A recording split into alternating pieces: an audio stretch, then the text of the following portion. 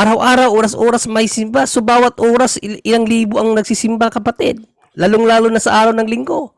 Sa tingin mo, kakayanin ng simbahan yan? Ganyang kadaming nagsisimba araw-araw, oras-oras? Simula alas 5 hanggang alas 11 ng gabi or alas 10 ng gabi. Lalo na sa katedral. Lalong-lalo na sa katedral. Maraming taong nagsisimba. So, pangalawang reason yan, economic reason. Pangatlo, doctrinal reason. Kasi, kahit sa Bible, yung sinabi ng Panginoong Jesucristo sa mga alagad na gawin ninyo ito upang pagpapaalala sa akin, sa mga kaparian niya yun itinuro. Yung pagkain at pag-inom ng kanyang dugo, sa mga kaparian yun. No, yun ang makita mo konteksto sa Matthew 26 to 28 at Luke 22, 19 to 20. Mga kaparian ng kanyang audience, walang mga ibang tao doon.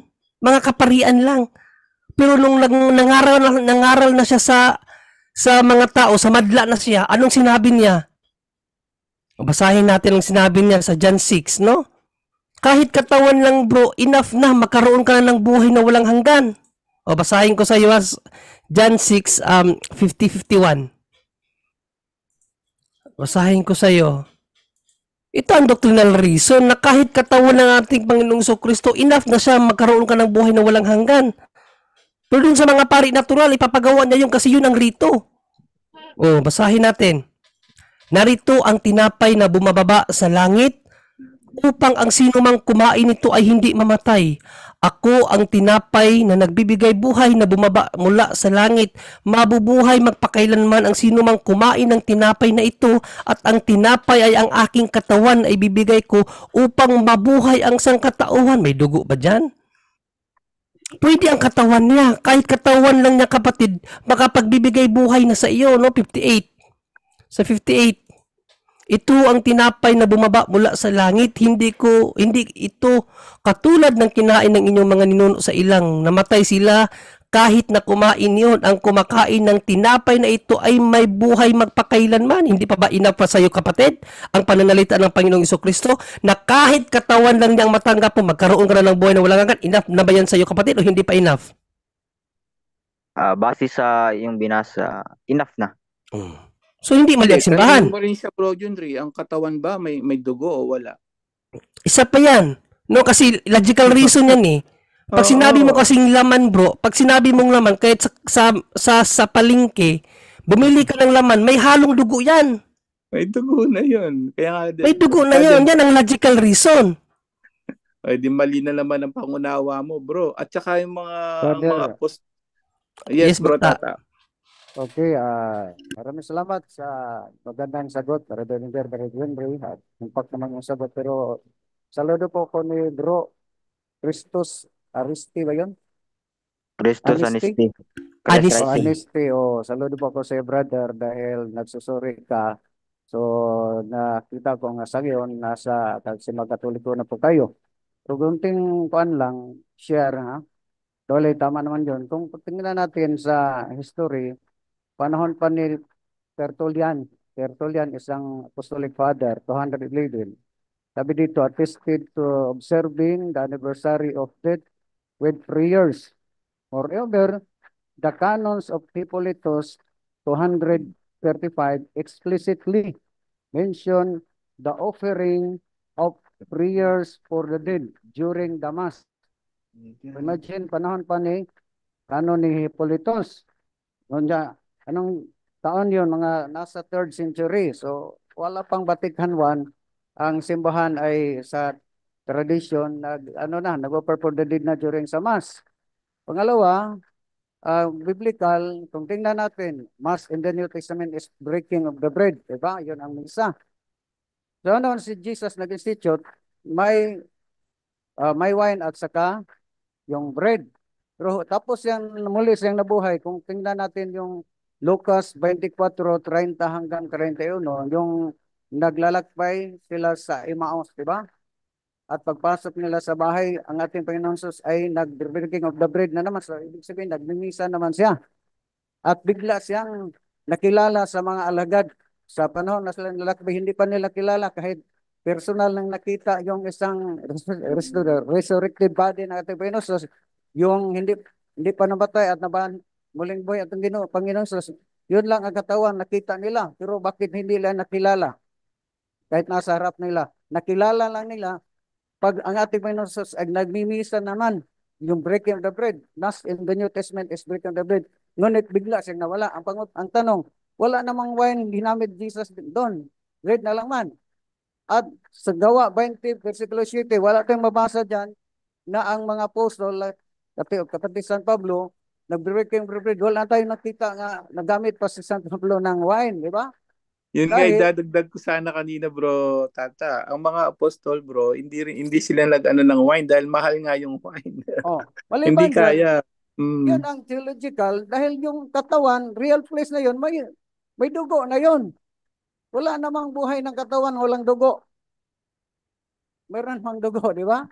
So, So, kung tingnan natin, biblical, wala tayong mabasa nga ang mga apostol nagmimisa, nag-mention pa ng wine. Breaking the bread diretso. Di ba?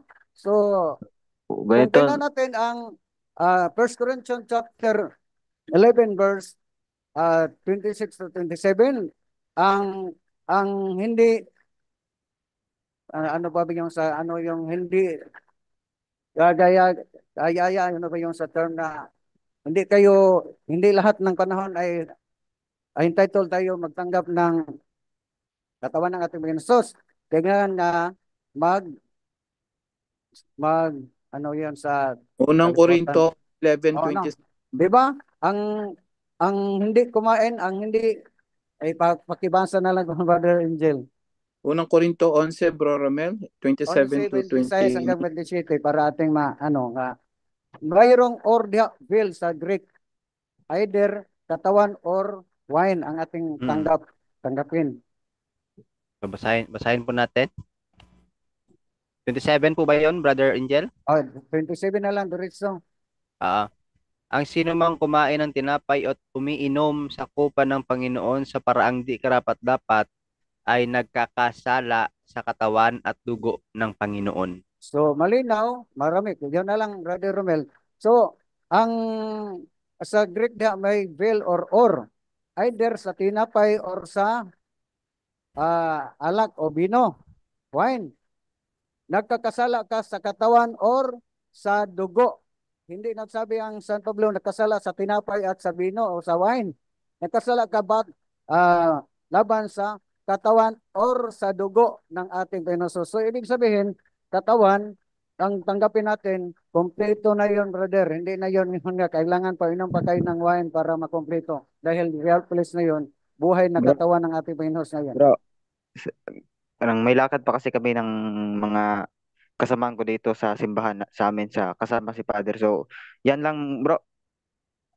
Maraming salamat po, Brother Christos Aniste. I hope po na nakatulong sa iyo ang punto por punto sa pagsagot po sa katanungan mo. Salamat. Balik ka dito, Bro Christos, pag natanong mo na dun sa pare, tapos pag mayroon siyang objection doon sa ibinigay ko siyang talata, balik ka dito at ipapaunawa ko palalo sa iyo na yung water of life ay ang spirit yun na nagmula sa Father at kay Jesus. Sige po kasi mag-bless pa si Father sa sa bahay-bahay. So, Okay. Brother, asa ngayon sa Orthodox ba siya ngayon? O nasa Katoliko na?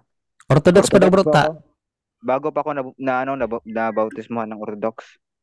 Yan pala. Akala ko na balik na Katoliko na po kayo. Sige, sige. Salamat Sige po, po, brother.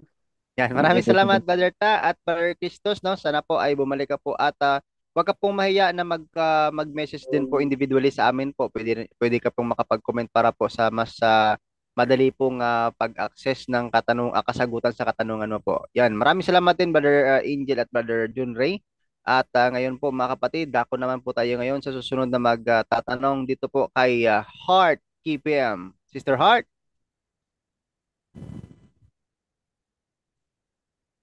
Hello po, Sister Heart. Ask to unmute po. Alright. So, mukha yatang, ayan, ito na. Hello po. Good evening po, sister. Kailang mahina. Hindi siya marinig. Yan. Hello. Yan, good evening po. Hello? Hello po, good evening. Yes, go ahead po. Ano po yung ating Ay, katanungan? good evening po, Bro Romel, at sa Yes, lahat po good ng evening po. nandito po sa Zoom at sa FB at sa YouTube. Para po kay Bro Tata. Yes po, go ahead po. Okay. May tatanong ko lang po, Bro Tata, good evening po. Kasi tatanong ko po kung Yes, very good. yung Nama.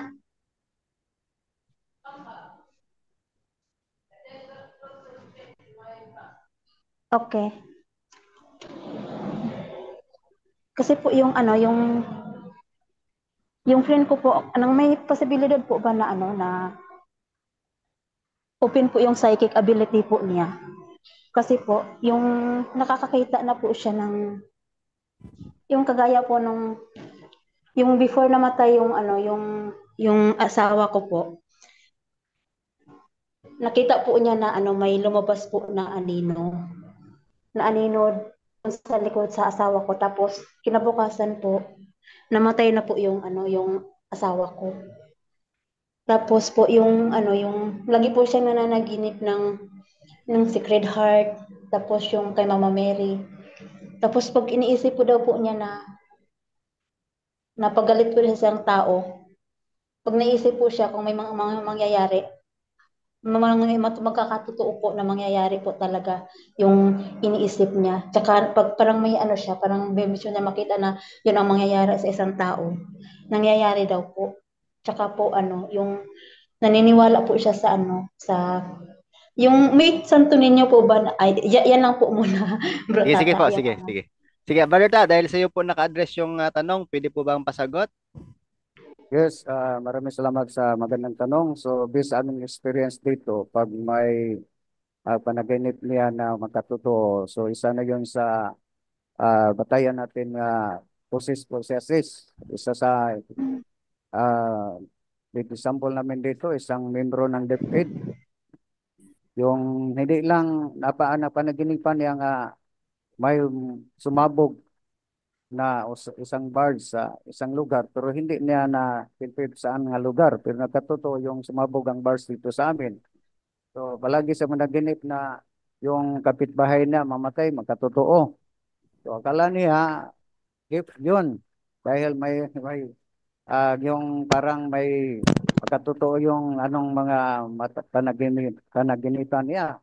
Pero pag undergo na namin ng deliverance, Brother Wendell, grabing react niya dahil po siya. Pag trace namin sa diagnostic, at dahil yung mga ninuno niya ay connected po sa mga occultism. So yung naturang friend mo, kung gano'n na ang sa kanya, so nasa kanya na ang naturang pag sabi nating psychic abilities. Oka po kasi po yung mama po niya, Bro, yung meron po silang chapel na yung meron po silang yung saint na ginapistahan, yung San Isidro. Tapos yung mama po niya po may third eye. Okay. May third eye. Patay na po yung mama niya, patay na po yung mama niya po. Tapos yung nakikita po niya yung batali sa papa po niya na para daw pong demonyo kasi muntik po siya nirip ng papa niya. Tapos nakikita po niya doon sa papa niya, demonyo po yung nakikita niya doon sa papa po niya. Tapos yung papa po niya nagpakamatay, nabigti po. So, grabe Tapos ang contamination niya, lalo na traumatic experiences. At saka connected yung mga ninuno niya sa mga occultism, lalo na albularyo. Sa yun, yung ama niya nagpakamatay o nag-suicide. So, isa yun sa mga effect. nagpakamatay po, nagtali po ng kasi nung ripon sana siya, at tumakbo po siya tapos nung pumunta sa kapatid niya, tapos nung pagbalik po niya na yung nabigti, patay na po yung papa niya, nagbigti na po sa lubid sa bahay po So, nila. isang, Kasi namatay na po una yung mama niya. Bali sila lang dalawa ng papa niya ang nasa bahay.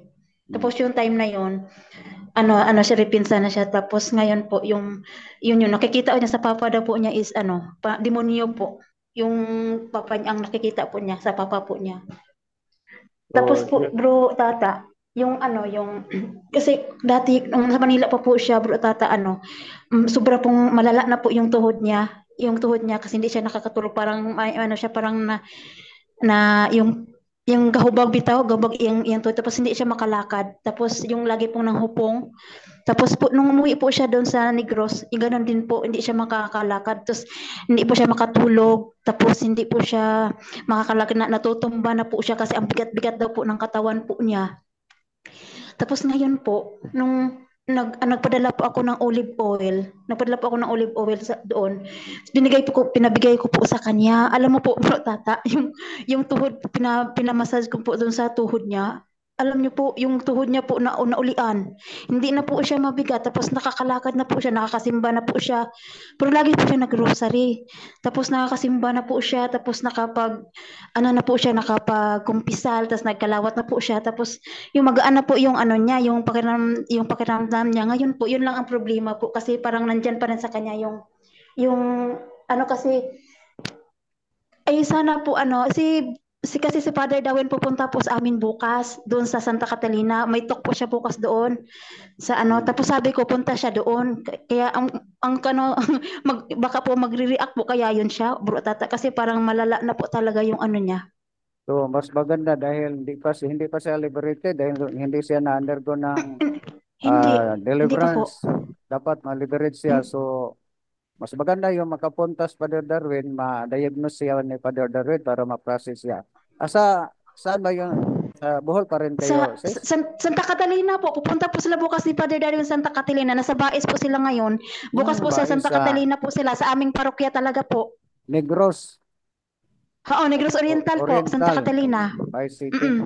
So, mas Oo. maganda, aron ma-process siya, ma-diagnose siya sa iyang contamination, para ma-process siya. Mas maganda matulungan mo na mapalapit siya ni Father Darwin para Kaya nga, ma-diagnose siya. ay nandito po ako bro sa sa Kuwait eh. Yung tawag lang po kasi sana kung nandun po ako kasi para maano ko po siya kay Father Darwin kasi parang grabe po yung ano niya ngayon bro kasi nakikita na talaga niya yung parang namamatay bro na tsaka yung bayan ko ngayon nasa ospital tapos sabi niya gihala daw yun sa propita nila kasi lumipat ng ibang sikta yung bayaw ko po. Tapos sabi po niya, yung bayaw ko po gihala daw po sa propita sa gihalad na daw po yung bayaw ko sa propita kaya malala po yung sakit ngayon. Kaya sabi ko, malala na po yung ano niya. Sabi ko, open na yung yung psychic talaga. Sabi ko, kasi yun ang naririnig ko dito sa So 100% Sana po na open ang psychic ability na dahil sa contamination. So yun na lang ang advice ko.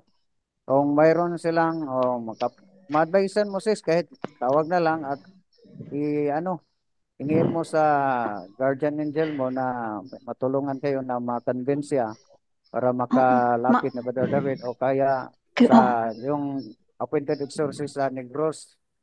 Ay meron appointed exorcist sa Negros para po ma-process siya. Okay po. Sige po. Pag-pray ko po talaga na maano sa po siya ni Father Darwin kasi grabing parang lala na po talaga bro na yung ano niya. At saka po naniniwala po siya. Meron po silang Santo Niño buo na green na sabi niya Santo Niño na mang-uuma. Sabi ko, wala namang Santo Niño na mang-uuma. Sabi ko, hindi yan approve ng simbahan. Grabe ang contamination na sis. Yun na lang ang advice natin sa kanya nga kung pag willing siya, pag hindi siya willing, wala tayong magawa. I'm sure bro, parang willing talaga siya kasi sabi niya, pupunta daw talaga po siya bukas. Sabi ko, punta ka talaga dahil bukas na para maano ka ni Father. Sana makausap mo si Father, sabi ko sa kanya. Mas maganda, mas mabuti nga makausap ni Father Darwin. So, yun lang siguro sis, para makatulong maraming ka sa salamat. kanya. Yun lang po bro. Maraming salamat po. Maraming salamat po. Okay, God bless po. God bless. Yeah. Okay. Thank you po, Bro Romel. Thank you. Yes, maraming salamat Brother Tata sa pagsagot at sa pagtanong din kay Sister Heart. At acknowledge po natin nandito si Brother Wendell Talibong. Good evening, Brother Wendell, at greetings mo po sa gabing ito. Okay, good evening bro, Romel, at sa lahat nating mga kapatid na sumusubaybay sa ating live streaming. Alright, so wala ka bang idadagdag doon bro? Okay na, kaugnay sa mga imahe, lalo na sa tinatawag na Santo Niño Palaboy, mag-ingat talaga dahil hindi yan opisyal sa simbahan. Hindi yan opisyal sa simbahan. At galing yan, sabi ng isang pare sa Cebu, galing yan sa isang babae, ang nagpropagate niyan, isang babae na mapasukan ng Santo Niño. Mm. Oo. So mapasukan ng Santo Niño, yon ang nagpropagate sa tinatawag na Santo Niño de la Suerte. Santo Niño Palaboy. Kaya mag-ingat.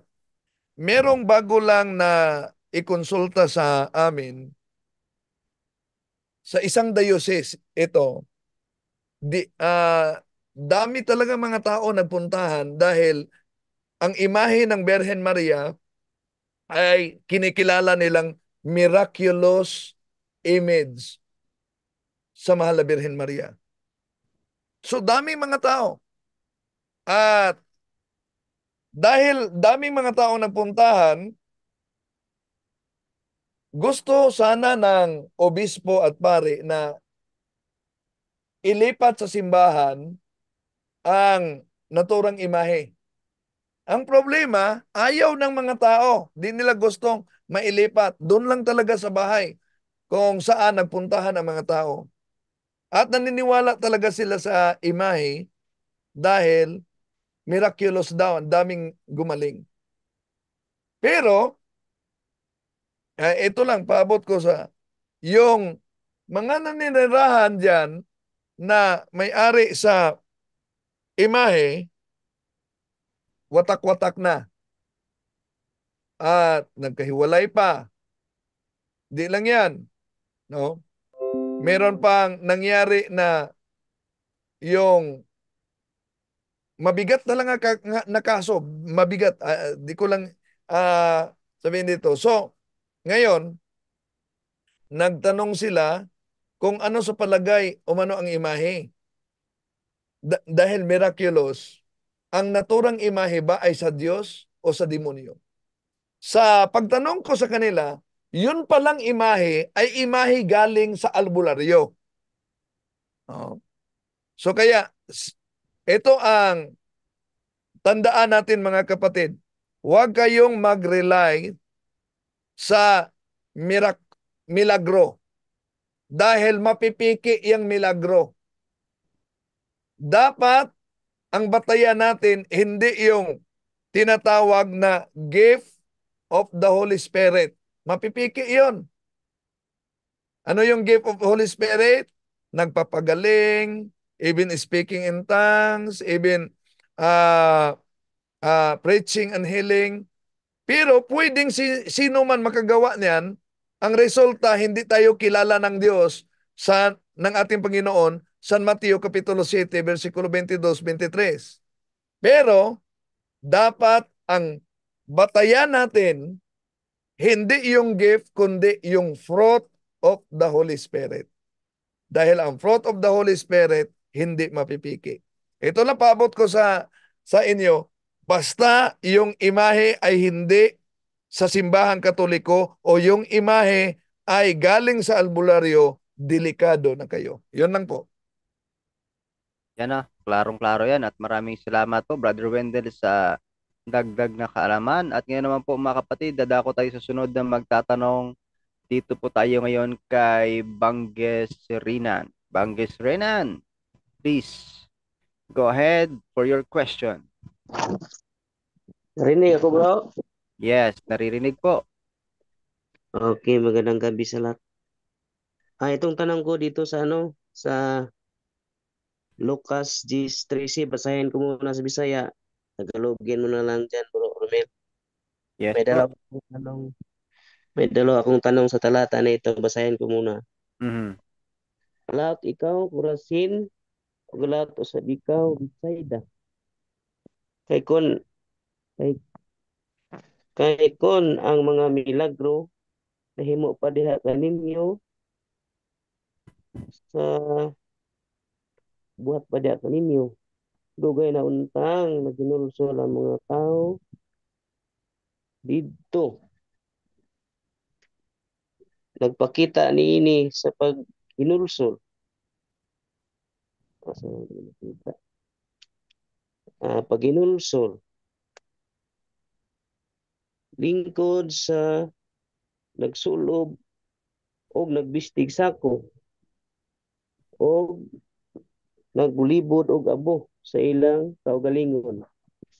Ang tanong ko dito, bro, dalawa ito, itong si si Corazon at si Betsaida.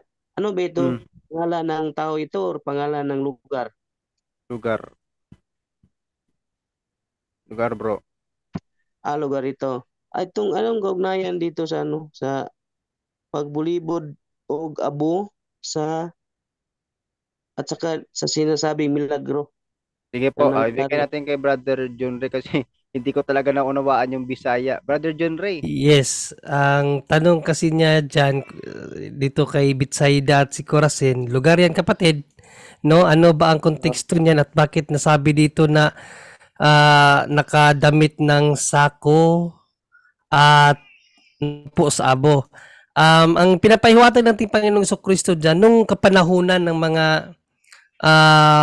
bago pa siya naging tao, sa panahon pa ng mga no, na ang mga tao kasi noon, halimbawa, yung sa Ninive, yung taga Ninive nung pinapuntahan ng propeta dahil pinaalam ng Diyos sa pamamagitan ni propeta Jonas na pag hindi sila nagsisi, gugunawin ng Diyos ang kanilang bayan. Alam mo yung istorya na yan?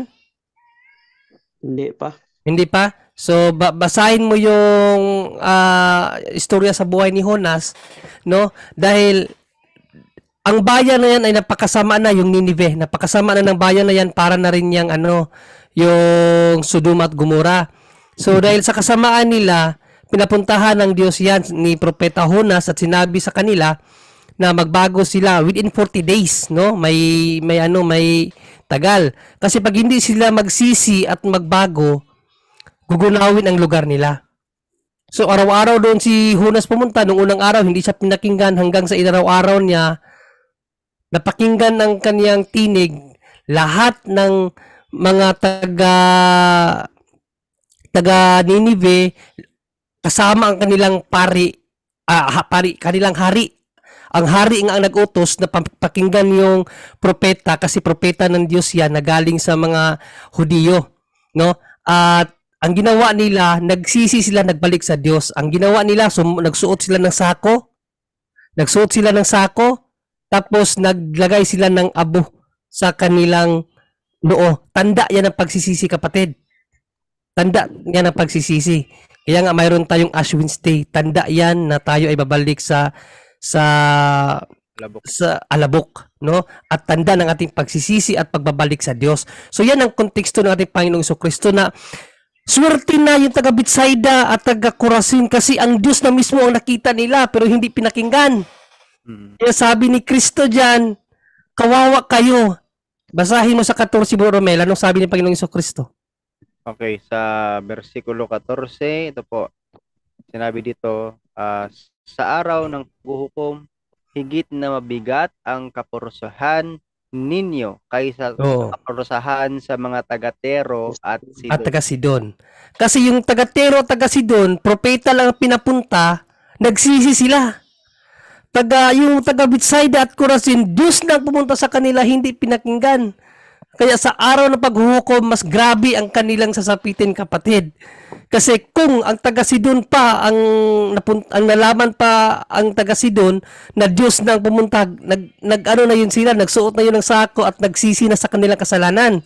Pero yung taga Betsaida at taga Corazon, hindi siya pinaniniwalaan. Yan ang konteksto niyang, kapatid. So yung milagro na nangyari dyan sa talata na yan, saan yan na nangyari? Ha?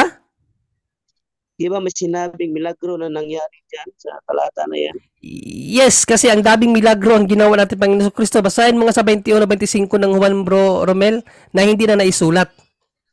21-25 ng Juan, ito naman po mga kapatid, ang atin ditong mababasa. At marami pang ginawa si Jesus, kung isusulat lahat, inaakala kong hindi magkakasya kahit sa buong daigdig. 2030, bro, sa 2030. Okay, sa 2030. Ito po yung 2030. Marami pang himala ang ginawa ni Jesus na nasaksihan ng mga alagad. Ngunit hindi nakasulat sa aklat na ito. So isa na doon yung ginawa niya doon sa Chorazin at sa Bethsaida, kapatid. Okay. Pangala kong tanong, Bro Romel, Yes po. clarify lang ito sa sa kadalasan na ginagamit ng mga ibang sikta dito sa Exodo. Ngayon ko lang ito personal lang nabasa. Gusto ko mahingi ng clarify dito. Sa kadalasan na ginagamit nila sa Exodo 20. Basahin ko muna. Ang Diyos ni Sulti. Sabihin mo po, basahin ko na siguro dito sa Tagalog para makita po ng lahat. Ano pa yon? 24? 23 hanggang 5 yata to. Okay. Ang Kasi Diyos sige.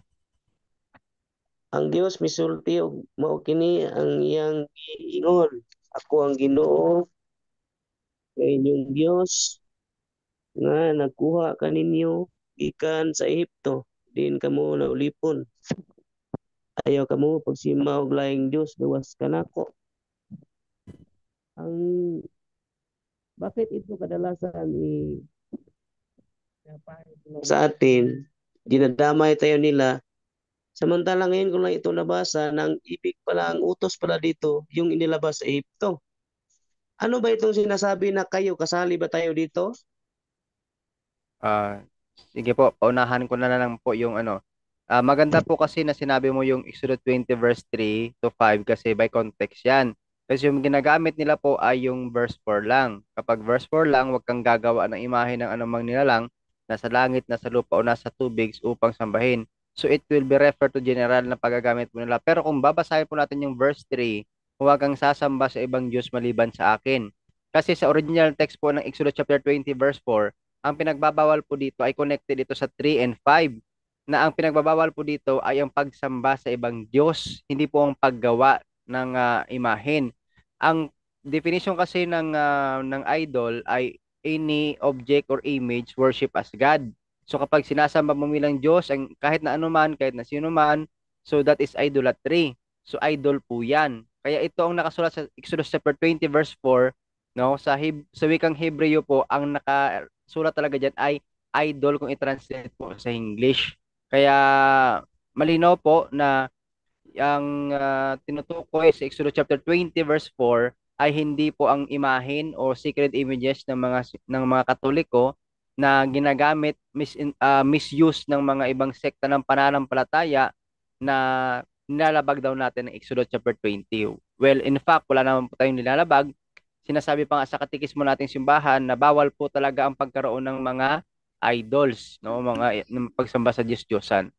Excuse me, Bro Romel, ang point ko dito, maghingi ako ng clarify kasi klaro naman dito ang sinabihan yung inilabas sa Ehipto. Yung kayo, bro, Bangges, tandaan mo, ang pagbabasa ng Bible must be interpreted according to their time. Okay. Basic principle yan, according to their time. Although dahil salita ng Diyos yan, pwede rin natin yung pagnilayan sa panahon natin. But the Bible must be interpreted according to their time. Dahil sinabi yan ng Panginoon sa panahon nila, hindi sa atin. Yun nga. So, napakaliwanag naman ang sagot ni Brother Romel sa iyo. Pero yung tanong mo kung sino yung kayo na sinabihan dyan, hindi tayo yun kasi wala pa naman tayo nung panahon na yan. Yun nga ang point ko, Bro John Ray, kasi itong talata na ito, ano nila sa atin. Yun na nga, misleading. Kasi according sa mga scholars, even in the Protestant na mga scholars, sabi nila, the Bible, na kinakailangan i-interpret natin yan sa 4 na pamamaraan. Una, sino nagsabi? Pangalawa, sino ang sinabihan? Pangatlo, bakit ito sinabi? At pang-4, ano yung time setting na yan ay sinabi yung kanilang kultura? So pag nagbasa tayo ng Bible, yan ang i-apply mo. Huwag yung tayo bang sinabihan yan? Huwag ganun. Yung for basic para malaman mo kung sino ba sinabihan yan. Pag ibabato natin yan sa kanila, di alam mo na ang ginagamit nila ay hindi ayon sa pananaw ng mga scholar, pananaw ng simbahan, hindi ayon sa pananaw ng Diyos, kundi sa pananaw lang nila. Tawag doon eisegesis, hindi exegesis. Kasi exegetically, yung pag-aaralan mo yung yung ng mga dalubhasa sa banal na sa kasulatan, lalo-lalo na sa simbahan, mayroong apat na pamamaraan para madali mong maunawaan kung sino ang sinabihan. Una, sino nagsabi? Pangalawa, sino ang sinabihan? Pangatlo, bakit Yes, sinabi? At pang-apat, kung ano ang time setting na kung kailan yan sinabi. So yan lang. Mauunawaan mo na, kapatid. Mm. Actually, ngayon ko lang ito nabasa personal eh. Kaya naghingi ka ng clarify. Okay na? Okay na yun, bro. Ano na lang pang may may ano lang ko may hingi ng clarification sa about dito sa market preaching ba, bro? Kung sino ang makasagot diyan, si Bro Tata, o sino ba diyan? Kasi sa parokya namin, mayroon na kami grupo sa mga CFD rin. Ang president namin nakadalo na noong Pizza City dyan sa National Convention. Nakita na sila ni Bro Indil, Bro Tata daw. Kaso lang, ang problema namin ito, yung kuraparoko namin, ayaw pumayag na magsagawa kami pag makumpleto na, matapos na aming pag-aaral, ayaw pumayag na magkaroon kami ng mag-preaching. Ang hingi ko ng clarify dyan kung may kapangyarihan ba ang obispo na magbawal. Yun lang. Sige po, bro, John Ray. Follow up mo na lang po. Ay, okay. Ano yung tanong, bro? May binasa kasi ako na miss. Ano yung tanong, bro? Pakiulit po, Bro Banggit. Bro Banggis? About sa sa amin dito kasi sa parokya namin dito sa Davao, sa Marahan Parish, San Miguel, mayroon na kaming grupo na grupo sa CFD, chapter sa San Miguel Parish dito sa Davao. Yung leader namin, president, nakadalo na dyan sa National Convention ng Pizza City. Tapos, ang problema, nakapirma na yung para ko namin na suportahan niya ang safety. Ang problema, ayaw niyang pumayag na magkaroon ng market preaching. Ayaw niya. Ang tanong, clarification ko dyan, kung may kapangyarihan ba siyang magbawal. Yun lang. Ang Vice President na patanungin natin dyan, Father Wendell, Mr. Vice. Wendell? Natural, may kapangyarihan ang Parish Priest dahil Parish Priest siya. No? Ang dapat gawin ng mga CFD, obedience sa Parish Priest. Dahil kung hindi tayo susunod sa pare, disobedience, demonic na yan. No? So, sundin talaga yung Parish Priest. Kung sinabi ng Parish Priest na di muna mag-market preaching, di pwede. Huwag gawin yon. Pero marami pa tayong pwedeng gawin maliban sa market preaching. Simulan ninyo sa mga sumasama ang pagkatikisim sa loob ng pamilya ninyo. Sa mga anak, simulan ninyo praying the rosary together with the family sa loob ng pamilya ninyo.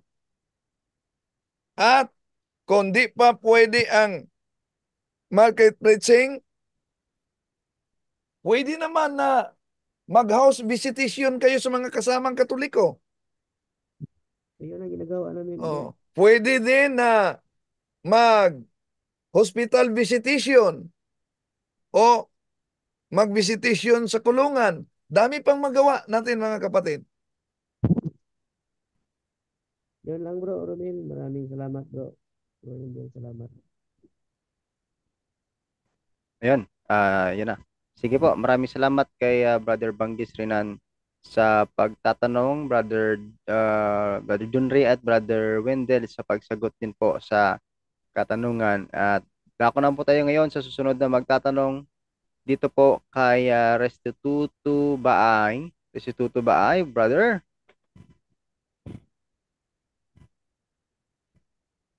Good evening, bro. Yes, good evening. Ano po yung katanungan? Energetic talaga to si Restituto ba? Yan yung bro, Andre, Bro Wendell, Bro Tata, Mm. at saka sa lahat ng mga punto per punto staff. Good evening sa inyong lahat. Ang tanong ko, bro, mayroon bang blessing bukas? Ang hirap ng tanong mo, bro, ah. Hindi ko alam. Eh, si Ate Edna. Ate Edna, meron po bang blessing daw bukas? Dahil linggo bukas eh. Oo nga. Tanungin natin sa Ate Edna. Ate Edna. Hindi ko pala nag-greet si Sister Edna. Good evening, Sister Edna. Nagluto ng ulam. Kasi, bro, ito sigurado, kapag may misa si Father Darwin, kapag nilive yan, sigurado may blessing yan. So, be prepare na lang kasi sabi kanina ni Sister Heart, doon daw sa parokya nila bukas si Father Darwin. At kanina, nag-live din po siya at meron silang sacramental blessing. So, ano yung tanong mo, bro? Kay Father Darwin po ba o doon sa office sa sa Bohol? Kahit sinong mag-blessing sa online, bro. Ayon, sige po. Follow na lang po si Father Darwin kasi bukas nandoon siya daw sa sa lugar ni na Sister Heart. Magla-live din po 'yan kapag okay yung internet, magbe-blessing po 'yan. And pwede rin po sa yan ngayong page na nagle-live yung Bisaya, yung punto per Bisdak. punto stop. O Bisdak, yun, Bisdak. si Bisdak. Parang doon yata magbe-bless. Pero hindi ko alam yung exact oras, no? Siguro mas mabuti yan, bro. Message na lang tayo sa Facebook, no? Magtanong tayo sa sa mga kasamahan natin para makapag-prepare ka po. Kasi si Ate Edna, mukha yatang may pinuntahan siguro dahil wala siya ngayon. So, yun na. Wala pa kasi tayong alam sa exact schedule ni Padre kung anong oras po yung blessing niya bukas. Okay, bro. Salamat, bro. May isa po akong tanong, bro. Pwede? Yeah, go ahead. Makasagot ba si Bro Jando? Kung itanong ko ito ka? Kaya? Ay, hindi ako sigurado kasi mukha yata May bisita siya. nagbaback up kasi sa akin eh. Nandito naman yung makasamahan natin, bro. Pwede naman silang sumagot. Ang itanong ko kasi kung mayroon bang schedule sa kumpil sa Tagbilaran dahil dito sa amin ang ang bishop Taga saan namin. ka ba, bro? Restituto ba ay? Talibon, bro. Talibon. Pwede ka naman magtanong dyan sa nyo, sa parokya nyo, kasi lalabas para naging pari si Jando. Dito kasi, bro na ako sa amin. Nagtanong na ako sa amin. Pero ang sabi nila, wala raw dahil magpunta yung bishop namin sa Amerika. Kaya matagal na naman dahil wala mang ibang Hindi, baka may itinalaga ang bishop kasi ang bishop pwede man niya magtalaga ng sinong pari diyan na magbigay ng kumpel kung kinakailangan kasi wala nga siya. Baka meron siyang bibigyan, pero kung sinabi na wala, edi wala tayong magagawa, magantay tayo. Ganon. Pero for sure, Bro Wendell, di ba? Pwede man magtalaga ang bishop, Bro Wendell, pag umalis siya, Bro Wendell? Yes, pwede. Okay. Yun ang ko rin, hindi ko man, kasi nagpunta na ako marami beses doon sa sinabihan mo na ako nga hindi na pwedeng kumpilan dahil nakasal na. Kaya, ikaw yung magpapakumpil. yun nga yun. Yan, nagatanong rin ako doon sa Exorcist Press nga si Father Alex. Sabi siya ngayong buwan sa John may pero siya nung pinalop namin ang sagot niya hindi raw matuloy dahil ang bishop nga namin magpunta sa Amerika. Pero kasal ka na simbahan, bro, di ba? Kasal nga pero wala akong record nga kumpil Nag-check ka na sa sa parokya kung saan ka kinasal? Kung meron kang kumpil? Gitse ko na, bro. Gitse ko na lahat dahil gusto ko talaga mas kasiguro. Kaya gitse ko na lahat kung saan ko kinasal. Dito sa amin. Gitse ko na rin. Kaya sinabihan ko doon na nakasal na ako. Kaya hindi na kailangan ikumpil. Kaya hindi ko yung sagot na yon. Kaya naghanap talaga ako ng paraan. Kaso lang, Hindi mo ba tinry sa ano bro, hindi mo tinry na humingi sa sa cathedral nyo dyan? Oo. sa katedral nga, nagpunta ko bro. Kaya sinabihan ko nga, hindi na ako dapat kumpilan dahil doon sa office. Dahil Nangingi ka na ng confirmation tawag dito yung record. report na humingi ka na? Oo, tinanagyan ko na, wala kung record. Wala silang makitang record. Tapos Oh. dahil nakasal ka na, hindi ka na dapat na kumpilan. Yun ang sabi. Kahit nagtanong ko kung mayroon bang schedule sa nasakop sa namin, sa diocese namin. Ang sabi mo sa akin, hindi ka naman dapat kumpilan dahil nakasal ka na eh.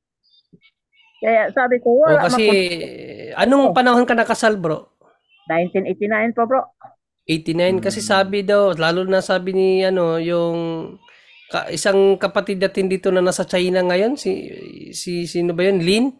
Sister Lin, na sila daw dati, pag kinasal sila dati, hindi na daw kinumpilan eh. So baka pwede yan sa panahon nyo, bro.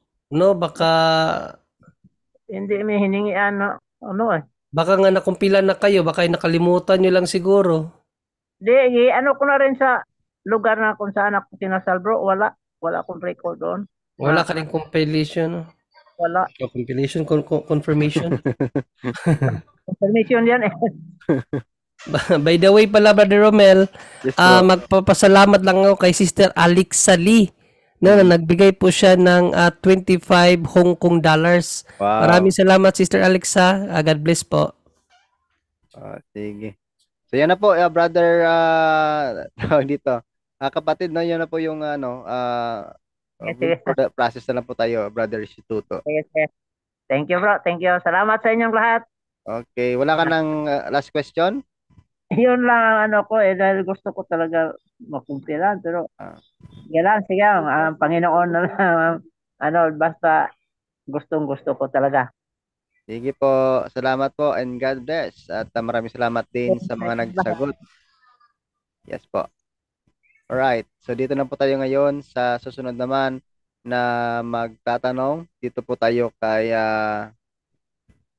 yung Idna Parisa kanina, naka-raise hand yun. Ito na lang, si Bro Russell Sagap. Yan, Bro Russell Sagap. Ask to unmute po, kapatid. Okay po. Good evening. Good evening po. Ayan. Sa inyo po mga brother. Okay po. Ito po, may katanungan po ako about po sa father ko po. Oh, yes. Kasi, kung masagot po to ni Bro Windel na paminsan-minsan na nananaginip po yung father ko na si mama may kabit lagi. Mm-hmm. Tapos nagigising, tapos ayun, paulit-ulit lang, tapos nagigising ng alanganin. Kung yan po ba ano ng demonic? Yan. Brother Wendell, sa'yo po naka-address yung tanong. Malinaw na isang demonic attack talaga yon. Upang magiging pwedeng mag-away sila.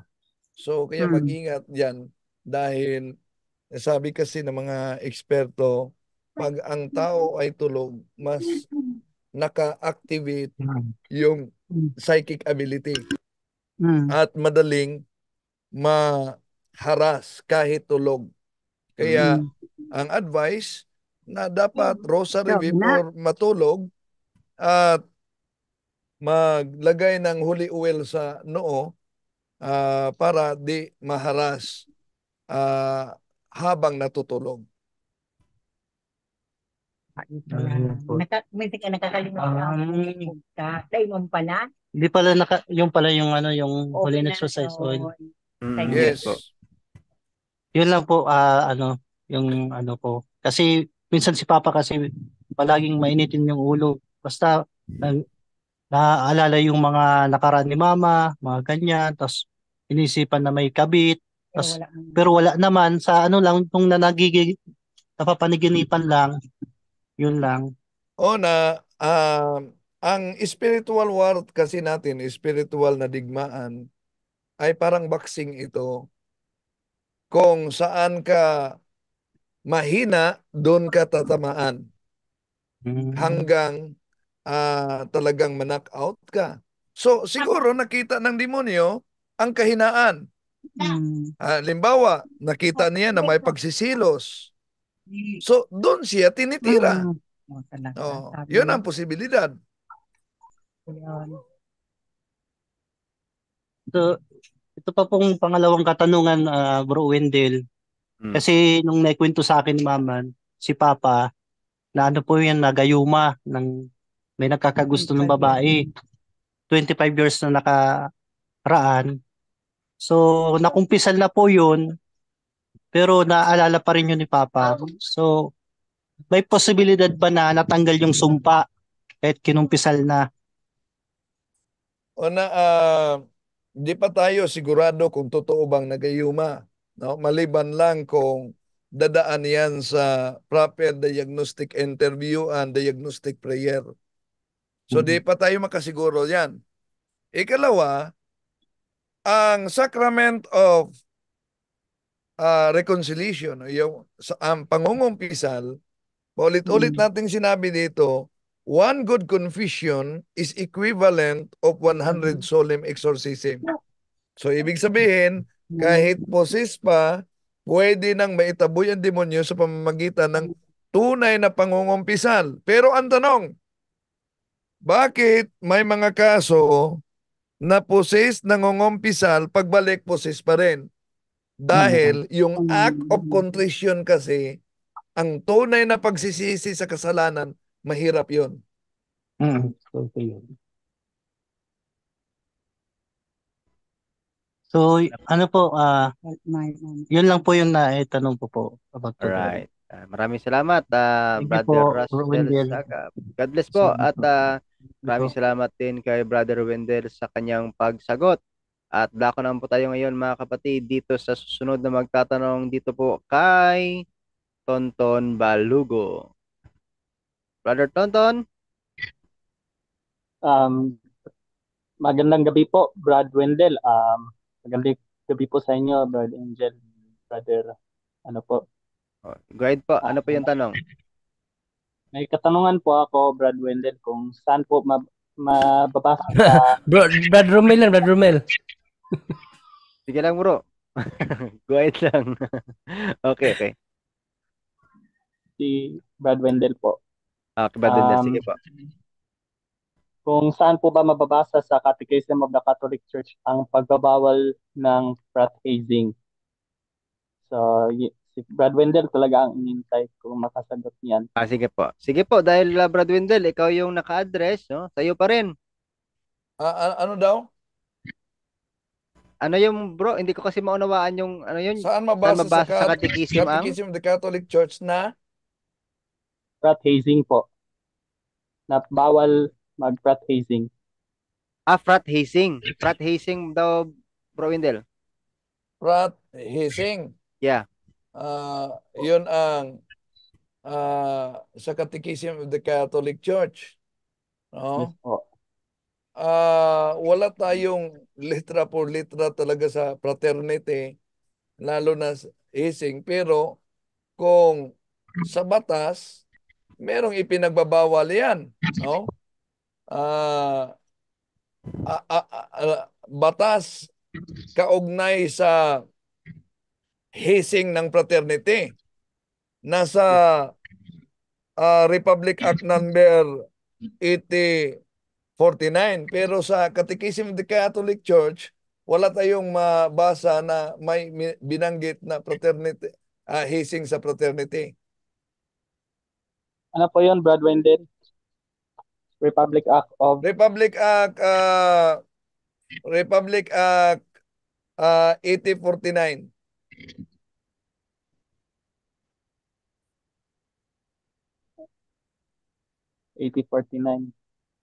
So maraming mga batas na nagbabawal yan. Republic Act 11053. May ganyan, no? Bawal talaga 'yan.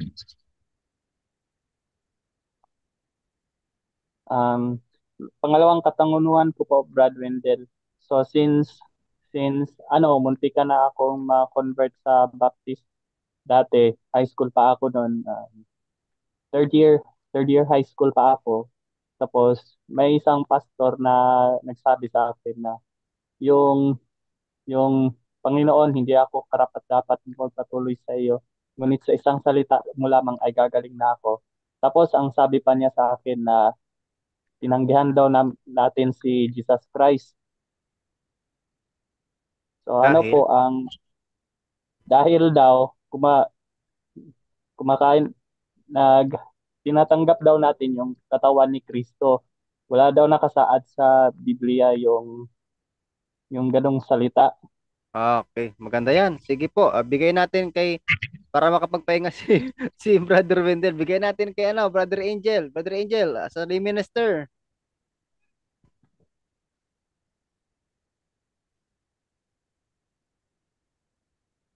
Nandito pa ba si Brother Angel? Okay, Bro ano po yung natin, ang concern ni brother? Mali daw yung pagtanggap sa katawan at dugo ng ating Panginoon Jesucristo, tama ba? Paki-ulit na lang po yung katanungan para klaro po, kapatid. So about sa sinabi ng pastor na pupunta-punta ako ng simbahan dati sa Baptist, na sabi daw nila na wala naman daw nakasaad sa Biblia yung hindi ako karapat dapat na magpatuloy sa iyo. Meron. Ay gagaling na ako. Tapos Meron yan, bro. Yun ang di nila alam. Meron na yan. yung sinabi na yan nasa, lalo na Amplified Bible ang gagamitin natin, Matthew chapter 8 6 to 10. Yun, mabasa talaga yun. Sa King James kasi, sa King James, bro Wendell, sa sinabi ng simbahan. Basahin mo, bro Romel, sa King James. Matthew 8:6 to 10. Ang Centurion nagsabi niyan eh. Centurion, galing yan. Sige. Sa KJV, English? Okay, so ito po yung ating mababasa, mga kapatid, sa Matthew chapter 8:6 to 10. And saying, Lord, my servant lieth at home sick with the palsy and grievously tormented. And Jesus said unto him, I will come and heal him. The centurion answered and said, Lord, I am not worthy that thou shouldest come under my roof, but speak the word only, and my servant shall be healed. Yan ang sinasabi natin sa simbahan, di ba? Lord, I am not worthy that you should enter under my roof, but only say the word and my soul shall be healed. Yan yun. At lahat ng mga nasa misa, kapatid, biblical yon. Next time itatopic ko nga yan. Umpisa pa lang sa sign of the cross, umpisa hanggang sa huli, biblical lahat po yun, kapatid. So kailangan lang niya i-research ng pastor na yan, kapatid. Pangatlo kong katanungan, Brad Angel. So, dami kasi mga kaklase ko ngayon na kailang kasintahan nila ngayon is same-sex sila. So, saan po ba mapabasa sa Biblia na pinagbawal talaga ang same-sex marriage? Same-sex relationship. Dami kasi dito sa Pilipinas na nag-uso na ngayon, lalo na yung mga kalalakihan, bro Angel, no? Yung nagpo-post pa sila sa social media, yung ganun na ano pa yung ginawa nila, lalo na yung mga kababayan. Okay, titingnan natin, no? Umpisa pa lang, bro, sa creation pa lang, sinabi mismo ni God, no, na babae at lalaki lang magsasama, no? Genesis nga chapter 2, bro. Bro Romel, 2:24. 2:24 ng Genesis. Ito po mga kapatid. Yes po, bro. Yan ang ating mababasa. Ito ang dahilan kaya iniiwan ng lalaki ang kanyang ama't ina. Nagsasama sila ng kanyang asawa at sila'y nagiging isa. So, umpisa pa lang bro, lalaki at babae na eh. Wala naman sinabing iiwan ng lalaking kanyang ina at ama at magkikipagsama siya sa lalaki din. No? Kasi ang purpose ng marriage bro is procreation. Ano yung ibig sabihin ng procreation? Para dumami ang tao, 'di ba? Yun naman ang purpose. Kaya sabi ni Jesus, sabi ni God no sa una pa lang, no, magpakarami kayo, no? Humayo kayo, at magpakarami kayo. So paano dadami ang tao kung lalaki sa lalaki, 'di ba? So at the same time, yung umpisa pa lang yun. Tapos sinabi na rin ni Jesus yan, no? Inulit niya sa New Testament sa Mateo 19, no? Sinabi rin niya na ang pinagsama ng Diyos hindi pag-iwalay ng tao, yun yung lalaki at babae pa rin, no? So marami pa yan, even sa unang Korinto, no? Magpakasal, yung magkatipan, kung may pagnanasa sa isa't isa, lalaki at babae yun, sila'y dapat magpakasal. And at the same time, meron pong, kapag sinabi mo naman na mag-asawa yan, so mayroon yung di ba? Mayroon yung pakikiapil sa kapwa lalaki at kapwa babae. Napakaraming talata yan. Sa Old Testament, meron na. Hanggang New Testament. So, siyempre, bibigyan lang natin ng isa lang, kahit isa lang.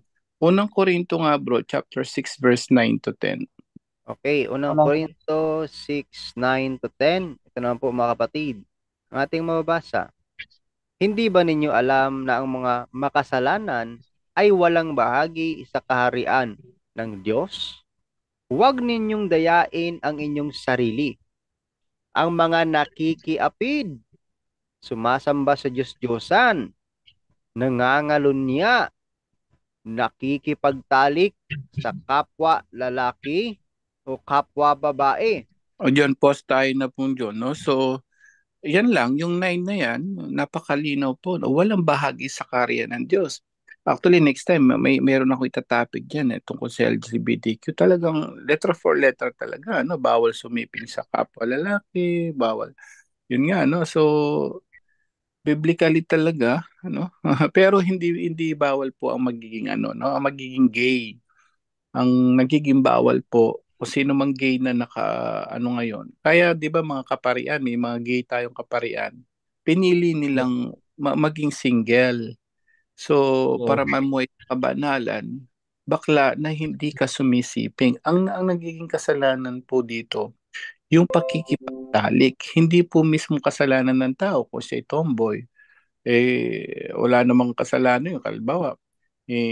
Babae ka, feeling mo macho-macho ka, no? So, kababae mong tao. O kaya naman, lalaking-lalaki ka, macho ka, feeling mo darna ka. So, wala po problema yun, kapatid. Ang nagiging problema, saan papasok ang kasalanan? Doon po sa pakikipagtalik, no? Lalong hindi papayagan ng same-sex marriage. So, next time nga, susunod kong topic yan, sinagot na ni Pope Francis yung tungkol sa same-sex blessings mismo. Si Pope Francis, sinagot niya yung tuligsa doon. So, hindi same-sex marriage ang biniless niya, kundi yung biniless niya lang yung tao. So, yun po kapatid, magmula umpisa pa lang, bago nung nilalang ng Diyos ang lalaki at babae lang. So, yun lang po. Hindi pwedeng dagdagan, hindi pwedeng bawasan. Yun po kapatid. So, dati po, nung munti ka na ako makaanid sa Baptist, yung pastor kasi sabi na, salot daw sa lipunan yung bakla at tomboy. So, doon ko na-realize na katulad na sinabi mo kanina bro, na binibless talaga ni Pope Francis ang mga bakla at tomboy. So, hindi. Paano naging salot tao 'yan. Ang salot doon yung ginagawa lang nila. Pero hangga't ikaw ay bakla o tomboy, marami nang ganoon 'di ba? Mga bakla nag-asawa ng babae talaga, 'di ba? So kasi ayaw nila magkasala. So paano mo sasabing salot yung bakla? Sina OG Diaz, 'di ba? So kung katolikong-katoliko yan, bakla yan, pero inamin niya na, o tas may asawa siya. Bakit? Ayaw nila magkasala eh. Pwede yun? Yes, ako may kilala talaga ako. Bakla talaga, nag-asawa ng babae. In other words, paano nag-isalot ang pagiging bakla niya? Eh, nag-asawa siya, babae. So, ang Oh, pagiging salot lang naman yan, yung mga gumagawa nung karumal-dumal sa Panginoon, yung lalaki sa lalaki. Yung Sodoma at Gomora, isa yun sa pinakadahilan. Dahil sila-sila nagtatalik-talik, lalaki sa lalaki, babae ba sa babae. No? So, hindi salot po ang mga bakla tomboy, no? Correction, kino-correct lang natin dito. We're not against the LGBTQ. We're against same-sex marriage and we're against dun sa same yung nakikipagtalik sa kapwa lalaki at kapwa babae. Iko-correct lang namin po. Pero yung mismong tao, gay ka, lesbian ka, hindi po, anak ka pa rin ng Diyos, binyagang katoliko. Pwede ka namang maging banal kahit gay ka. Pwede ka mag-asawa ng opposite sex mo kahit ganyan ka dahil yung mga may gay na sumusunod sa utos ng Diyos, kapatid. So hindi mo pwedeng sabihin salot lahat yan. yes. Kasi sabi pa nila na sila na daw yung makapunta sa langit kaysa bakla daw pupunta na daw sa impyerno. Dati na ano ko talaga. So, nagpapasalamat ako sa kaibigan kong babae na ano din siya, inidolo niya si Father Darwin. Taga, nasa Diocese of Dipolog siya. Isa din siyang Catholic Youth Ministry. Doon ako, nakoreksyonan talaga ako tungkol sa ano, na hindi totoo yung sinabi na 100% papunta na sa langit. Until now na lagi akong sinasabihan ng mga ibang sekta na kaklase ko na ano, bro, ligtas ka na ba? Sigurado ka na ba na pupunta ka na sa langit? Laging pinaulit-ulit niya sa akin. Tapos, pinabasa pa niya sa akin yung John 3:16 na sila daw yung may ligtas, mapupunta sa langit. Huwag ka maniwala dun, bro. So, basta ang importante, nasa ano ka, nasa katoliko ka, bro, no?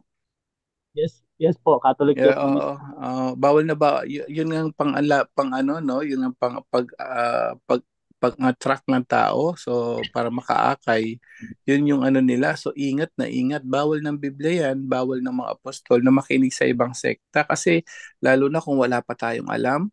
Naku, napakadelikado po. Wag kayong makinig sa ibang sekta dahil pwede malaso ng isipan nyo. Ayun na, no? Iiwanan nyo na yung banal na misa, iiwanan nyo na si Mama Mary, iiwanan nyo na yung tunay na iglesia. So, be careful po, no? Just mas maganda yan na kung may mga ganyan eh, nagtatanong ka sa tamang ano. So, kung mga Katoliko ka, no, huwag ka magtanong sa anti-Katoliko dahil iba yung sagot na maririnig. Yun po, kapatid. So, last kong katanungan. Um, ay, wait lang bro. Ano po yung sulat sa Genesis kanina about sa same-sex relationship na pinagbawal? Genesis Genesis chapter 2.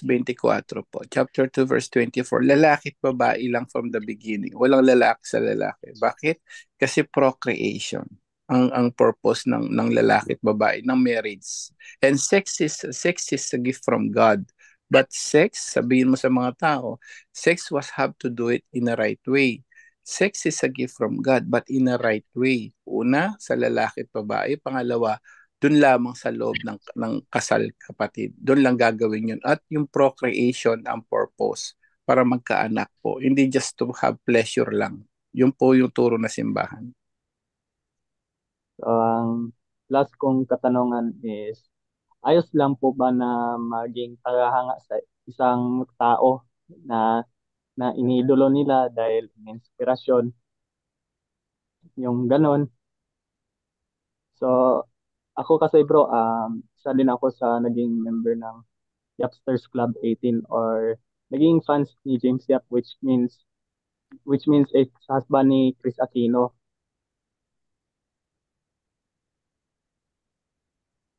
Hello po. Sige po. So, okay lang. Okay. Sige. Sige po, para sa last question, ibigay natin yung pagsagot kay Brother Tata. Brother Ta? Yes, sorry, hindi ko na kuha ang specific na tanong dahil may nireplyan ako, Brother Romel. Okay lang po. Pwede naman pong ulitin. Okay, ulit na lang po. Ay, bro, tata, may gabi idea. Oh, maganda may gabi pod. Um, akong last question, bro. Okay ra ba nga kanang mag na ako'y tagahanga nga palitan ako kay hilig kay na ako mulantaw og basketball. Um, kanang kanang naman gud ko'y giapil-apil nga grupo gud, Brad, which means kanang Yapsters Club 18 or Fans Club ni James Yap. So, kuha na siya kanang dating kuha na siya ex-husband na ni Chris Aquino. So, So Brad. ang tanong, okay lamang mo sali ka sa naturang fans club ni James Yap? Yun ba?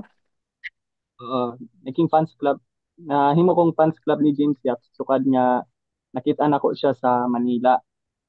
Kaya ako kuha na kay nako siya na idol lang nako siya sa basketball, siya ako na inspirasyon sukad atong elementary pa ko. Dahil mahilig kayo sa basketball. Oo. So ang tanong mo, okay lang ba na mag pamembro ka sa fans club ni James Yap? Yun ba? Hindi, bro, Pero tata, ang tanong po niya kung pwede, hindi ba kasalanan yung magkaroon ng idol o Ah, inspirasyon na dahil magaling siyang basketball. So, hindi ba daw siya nagkakasala? Yun po yung tanong. ay, para sa ay, hindi naman yung kasalanan. Bagay, nadulo lang nyo para dahil magaling siya maglaro. Pero iba na yung magidulo ka, parang Diyos na tingin mo sa kanya. Ay, hindi, iba na yon. Kung, pero mas maganda, magidulo tayo ng mga Santo Brother, hindi yung mga artista, hindi yung mga basketball player. Kaya kung basahin natin ang Brahanon 13:17, kaya nga nalahanan natin ang ating mga pangulo kung paano sila nabuhay at naging paano sila nabuhay at naging namatay yung mga santo natin, di ba? ano So, Brad, asa ito mabasa sa Biblia? pero Hebreo 13:17. 17 o 7? 13:17.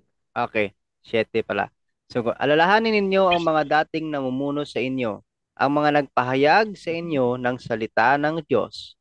Isipin ninyo kung paano sila namuhay at tularan ninyo ang kanilang pananampalataya sa Diyos.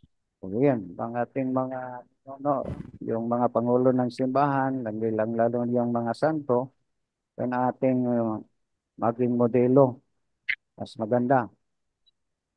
Yun bro, ang mas maganda din. May Ah, may sinagot ako dito, baka nasa ano siya. Humingi ako ng dispensa, hindi na ako na-acknowledge yung nasa live ko ha, dahil naka-charge pa cellphone ko dahil whole ang walang kuryente sa akin ngayon. From 7 a.m. hanggang 6 a.m. 6 p.m. na kabalik. So, naka-charge pa. At saka pagbalik, hindi pa ako naka-charge dahil nandun ko sa kanina. Pero may nag-chat sa akin na may magtanong, bakit yung mga born again na nireplyan ko, bakit baka nasa sa loob ng song ngayon, bakit yung mga born again nag-claim na sila ay ligtas na? Yun ang tanong niya. Hindi pa na ako tapos ng pag-type sa chat dahil tagal yung mag-type na masagot sa chat. So baka na siya, yung mga nag nag-claim na ligtas na kahit wala pang hindi pa sila nakaharap ng hukom. Kung tingnan natin ang unang Korinto 4:3-5, yun ang batayan natin. Pakibasa na lang kung nakinig ka kayo, ha? At saka yeah. Bro. Jeremiah 17, sila ang katuparan sa hula ni Jeremiah na tumindig sa kanyang harapan sa loob ng simbahan at mag-angkin na sarili na sila ay ligtas na, pero sila ay karumal-dumal sa mata ng Diyos. So baka nasa loob siya sa ano yon, pakibasa na lang yon sa isa. Yon lang ang aking Brother Romel. Brother, sino ba yun? Si Brother Tonton? Anton po. Okay, baka Back to you, Brother Romel. Yan, maraming salamat. At Brother Tonton, maraming salamat din po sa iyong mga katanungan. So, ngayon, umabot na tayo ng alas 10. Okay na po ba yung mga sagot sa mga katanungan mo, bro? Um, ano po kasi bro, lagi ako sinasabihan ng mga ng mga kamag-anak ko na parang ginawa ko na daw ang kulto si James Yap. So sabi ko, hindi naman. Ginawa ko lang naman siyang inspiration kasi may pakikik daw yung mga kaibigan ko. So yung ganon. So parang isang ano ko lang na ginawa namin inspiration yung tao. So yun po, narinig po natin kanina ang sagot ni Bernata. Hindi naman po masama kung ginagawa lang natin siyang inspirasyon. At kung narinig mo rin po yung aking paliwanag kanina tungkol sa Exodus chapter 20 verse 4, nagiging masama lang po ito kung ang isang bagay o isang tao man ay sambahin natin bilang Diyos. If we replace someone or something to God, no? Kung i-replace po natin sa Diyos, yun na po yung masama. Pero kung hahanga po tayo, maging inspiration po natin ng isang tao, wala naman po masama doon. Binasa nga sa Hebrews chapter 13 verse 7 na alalahanin din natin yung mga nanuno natin ng una at dapat natin tingnan din yung kanilang mga pamumuhay. Kung ikaw ay nahanga lamang, walang problema sa paghahanga. Ang dapat natin tandaan, wag nang natin sambahin bilang Diyos ang sinuman. Ito bro, maraming salamat po sa punto por punto, lalo na po sa iyo bro. Bro Romel po. Brother Romel, si Brother John, si Brother Angel. Binabati ko po yung mga yung parish priest dati kong pinagtatrabahoan bilang sakristan sa National Shrine of Sacred Heart dyan sa Makati or sa Diocese of Manila. Sina Father Roy Belian, sina Father Eric Castro, si Father Mox, yung tatlong pari na hinahangaan ko. And then, binabati ko rin yung mga yung kasama ko sa simbahan sa Diocese of Ipil, sa Catholic Youth Ministry. And then sa Diocese of Dipolog, binabati ko rin yung parish priest namin dyan, si Father Ferdinand Buenaflor, tsaka yung mga dati kong kasama sa Catholic Youth Ministry, binabati ko sila. I hope na manood kayo ng punto por punto, and then huwag kayong mahiya na magtanong kay Father Darwin Gitgano kasi si Father Darwin lang ang nakakaalam tungkol sa Biblia at sa natin sa ating pananampalatayang Katoliko. So, yun lang po, dasal lang tayo ng rosaryo katulad ng sinabi ni Brad Wendell. Kasi ang rosaryo ang makapangyarihan sa ating pananampalataya. Okay, thank you so much, Brother Tonton Balugo. Maraming salamat po. At yun po, no, na-shoutout na pong lahat. Thank you so much and salamat po sa pagtanong. At maraming salamat of course sa pagsagot din po ng ating mga kasamahan dito. At dahil po mga kapatid, no, tayo po ay 10 and 10, alas 10 na po tayo ngayon ng gabi at medyo malalim na ito, no. So pasensya na po sa ditong kami ang kabataan kasi gusto ko po sanang hingin na mag-open video pero mukha yatang sinadya na pumasok na walang video. Pasensya na po siguro bukas na lang o di kaya sa ano lang siguro sa Martes ka na lang bumalik, no? At dahil alas 10 na po tayo ngayon, sa past 11 at past 10 na po talaga yung gabi natin at mas malalim yung gabi diyan kay Brother Junrey.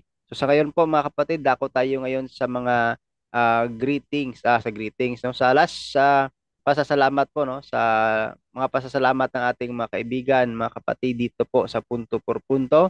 Uunahin natin of course si Brother Tata Rosal. Brother Ta. Yes, maraming salamat of course sa ating Panginoon. Wala tayong magawa kung wala siya. At saka sa ating mga kasamahan, sa ating mga punto por punto. Salamat sa mga sagot. Sa nakapagtanong, may bukas pa na naman. Testimony pala bukas. May another episode na naman, Martes na naman. So para po sa regular nga programa sa punto por punto lang, lalo na sa doctrinal exposition. So sana hindi kayo magsawa na magpatuloy na magsubaybay at saka pagsuporta sa mga channel namin, bawat isa sa amin, pati support, pati subscribe, pati follows din sa mga Facebook feeds. Sa bawat isa sa amin, alam na niyo kung ano ang mga ah, account namin sa Facebook page sa YouTube channel. Especially po sa Tentador Rosal Pagsiwalat sa Katotohanan. So, maraming salamat, Brother Romel. Brother Romel, God bless us all. Good night po sa lahat. Back to you. Maraming salamat po sa pasasalamat din ni Brother Tata Rosal. Huwag kakalimutan pagsiwalat sa katotohanan. Inyo pong suportahan, subscribe and follow po sa kanyang account. So dito naman po tayo ngayon sa pasasalamat ni Brother Jun Ray.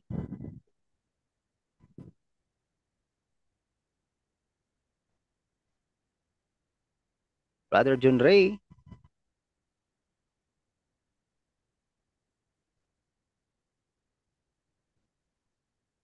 Bro, Jun Ray.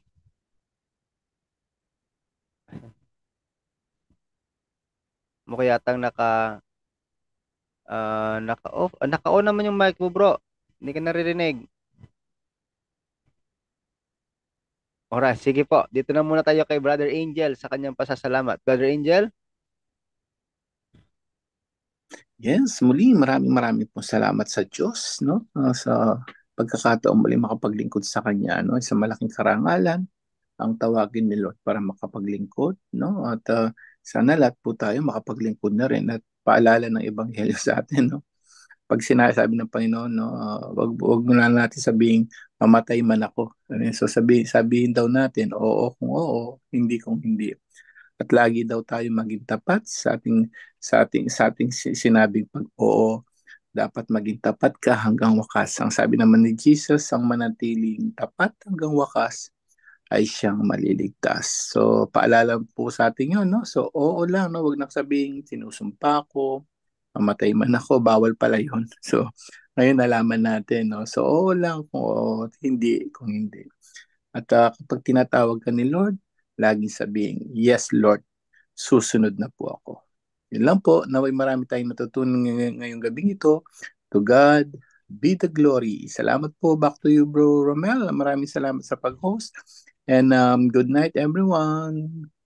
Alright, yan. Maraming salamat po no, kay Brother Angel Santos. At pasasalamat din po no, kay Brother Wedel Talibong. Pero bago yan, Bro Wen, pahabol, isa lang po ito, no? Mag-ask po ako, pwede po now ko lang nalaman dahil sa pakikinig sa PPP, ang tanong, ano po ang gagawin sa perang pinahawak sa kamay, tinanggal galing sa kamag-anak na nabuburol po, pampaswerte?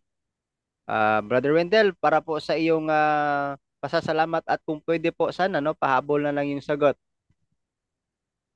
Well, kung pampaswerte yan, una, dapat talaga yan pukpukin, no? Gibain. Pasakin. Bakit yun ang proseso? Kung balikan natin tingnan natin ang ikalawang hari, Kapitulo 23, versikulo 15, sinusunog, giniba, winasak talaga yung mga Diyos-Diyusan. So, ang pampaswerte kasi, kailangang pukpukin, gibain, para magiba talaga yung tinatawag na testamento, yung kasunduan. Dahil kahit patay na ang gumagawa niyan, basta ang kanyang intensyon ay pampaswerte, hindi na mamatay ang intensyon kahit patay na ang tao na gumagawa. Bakit? Dahil ang kaluluwa ay di mamatay. Kaya ang explanation kung pampaswerte yan, ang pera na yan, bago siya break ang consecration, break the unholy ties, pukpukin talaga at ilibing. Yun. Yun po. Ang Bro Romel, Yes po, Ate Edna. meron lang ba akong follow-up question dun sa sagot ni Brother Wendell kung okay lang po? Sige po. Okay naman po yan. Okay, Bro Wendell, kung patay na po yung nag-intention po nun, pwede po ba siyang makat by renouncing ng mga pamilya niya? Well, kung patay na ang gumagawa sa naturang intensyon, pwedeng i-break nila ang unholy ties, ma-renounce ng pamilya, at yung pampaswerte, kailangan talagang gibain yon.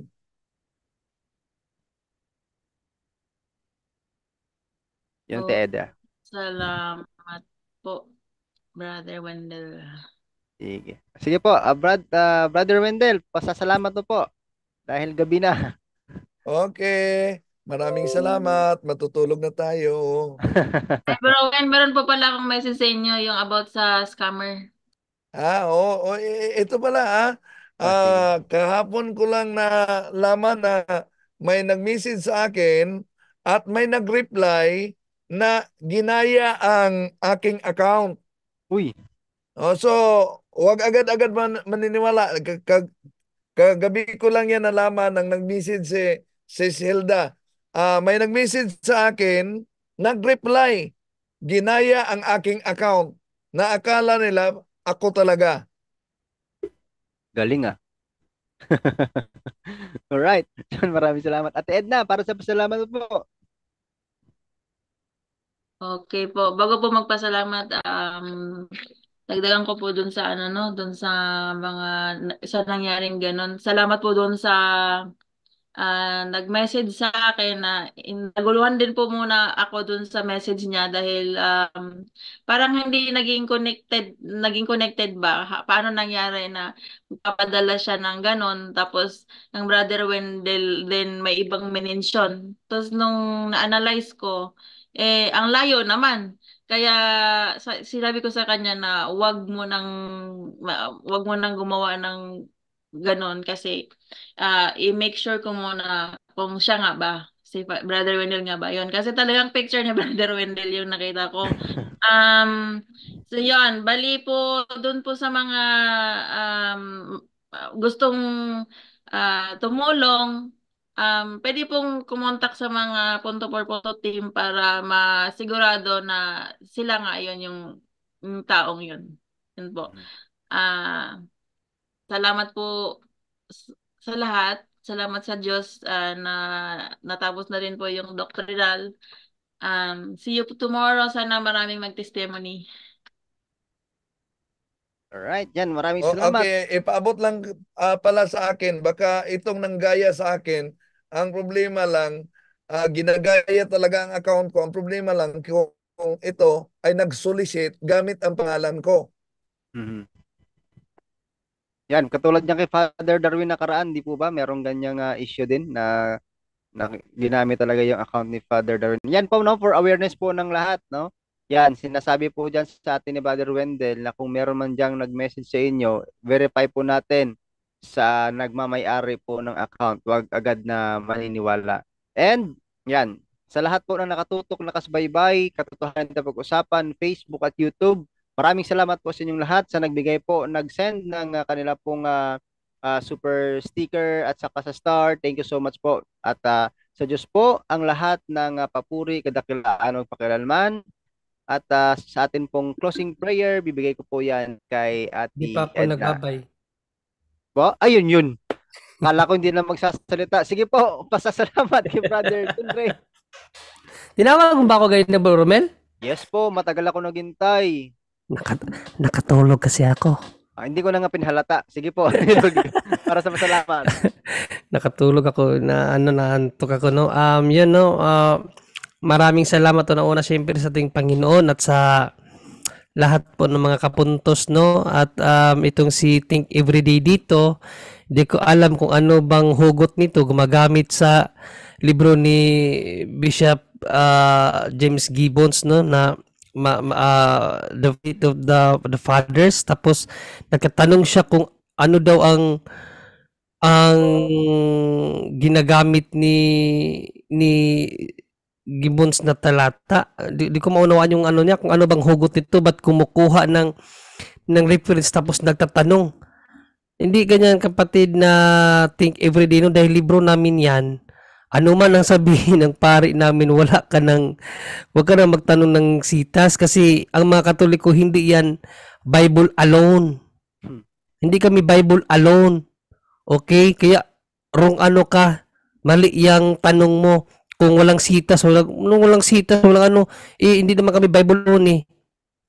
No? So, mali yung tanong mo, baguhin mo yung mo na yan. Pero, ko sa iyo kapatid, na ito, ibigay ko sa iyo huling talata, no? Kasi nagtanong kasi siya kung sa Matthew 28:19 may sinabi ba daw talaga dyan na yung Father, Son, and the Holy Spirit is equal sila sa kanilang pagka-Diyos. Okay, pabasa ko sa iyo gamit tayo ng The Voice Bible. Ayan. Sabi dyan wait lang. Ayan, makikita mo naman dyan eh. The Voice Bible. No, kita mo naman siguro yan. Ayan The Voice. Matthew 28:19. Ito yung Matthew 28:19. The Voice Bible. Ito, The Voice. No, anong sabi dyan? Ang Panginoong Jesucristo nagsabi nito, think every day. Go out and make disciples in all the nations. Ceremonially, wash them through baptism in the name, singular, name, hindi names, no? In the name of the triune God. So it means equality of being God, triune God. Sino-sino sila? Father, Son, and the Holy Spirit. Hindi pala nakita, no? Sorry. Ayan. Ayan, sinabi dyan sa The Voice na Bible, no? Through baptism, in the name, no? The name, singular, of the triune God, Father, Son, and the Holy Spirit, kapatid. So, ang Diyos talaga, mayroon tatlong distinct person kasi inano mo yan kaganina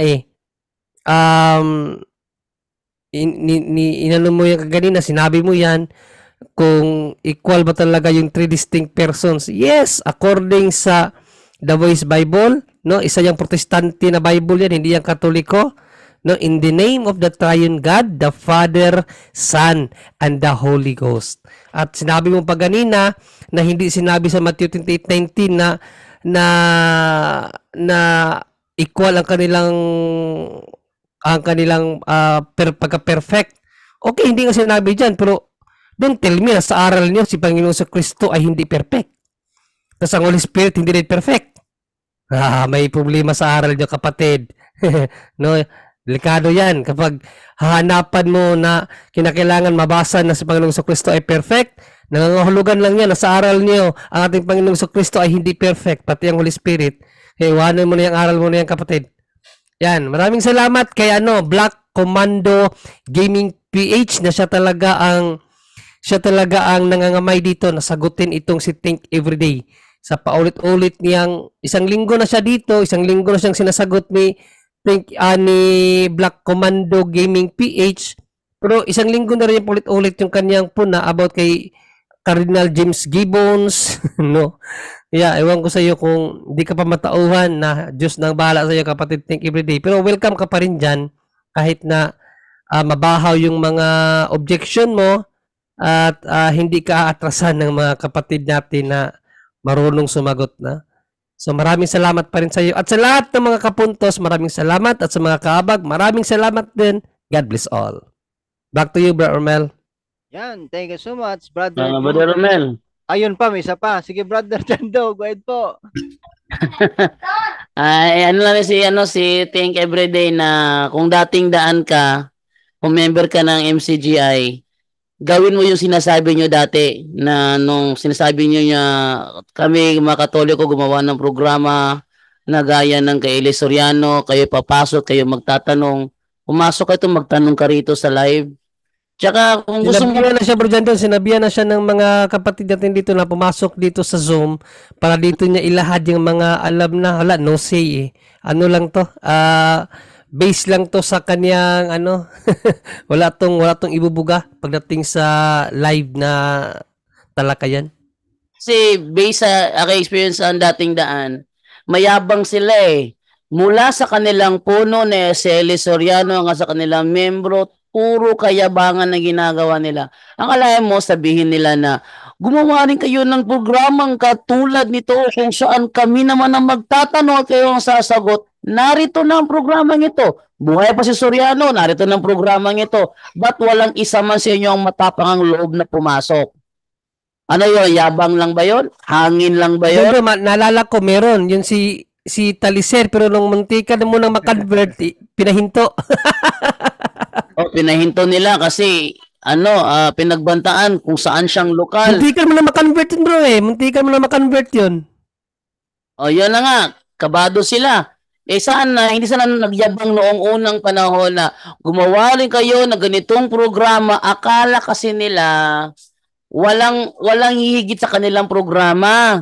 Sa kanilang programa, isa lang sila nakatingin kay Soriano. Ngayong patay na, ano ginagawa nila? Yung mga record na lang yung kanilang pinapanood. Record na lang.